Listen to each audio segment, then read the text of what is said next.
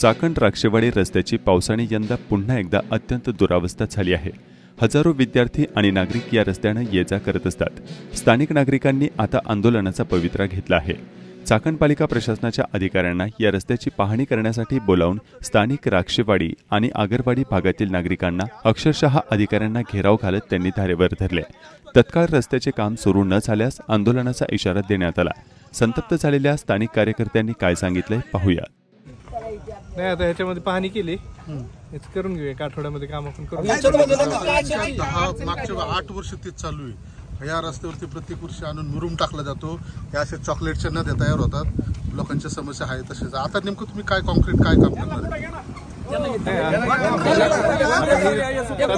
पावसाळ्याचे दिवस आहेत, त्याच्यामध्ये तात्पुरता खड्डे वगैरे बुजवून घेऊ आपण। बाकी जे मंजूर झालेली काम आहेत ते कामं लवकरात लवकर मार्गी लावण्यास। तुम्ही असे ठेकेदार आहेत का? नगर परिषद यांच्या सुपरविजन खाली काम चालू आहे। कशामुळे थांबले काम? आता इतके दिवस उकरून ठेवले, आता पुढचा पण भाग पाईपलाईन म्हणून थांबले ते। पाईपलाईन गुरुवारी तुम्हाला माहिती आहे का नाही? तुम्हाला माहिती आहे का नाही? काम बघताय, तुम्हाला काहीच माहिती नाही। किती दिवस झाले तुम्ही आले? माहिती आहे मला, पाईपलाईन मुळे ना काम बाकी। कोणत्या पाईपलाईन? पाण्याची पाईपलाईन किती दिवस झाले? 1.5 महिना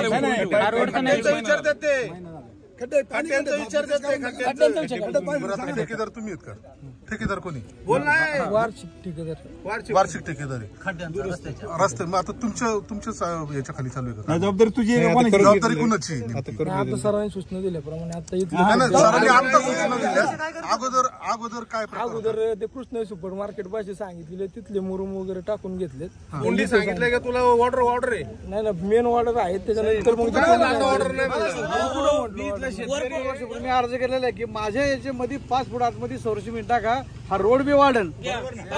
2 वर्षाला माझा अर्ज आहे केलं, माझं एवढं सहकार्य शेवट मी जगमारी काला बघा अक्षर दगड होतं ना, ते सगळं वावरतात मी ही दगडी गोळा करून लावली। बघा तुम्ही, शेतकरी आणू द्या म्हणताय।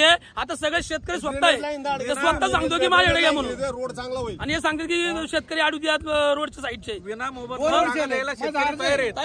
शेत काम करत नाहीये। कॉन्ट्रॅक्टर म्हणतात टेंडर नाही, आता म्हणतो माझ्या वार्षिक टेंडर आहे।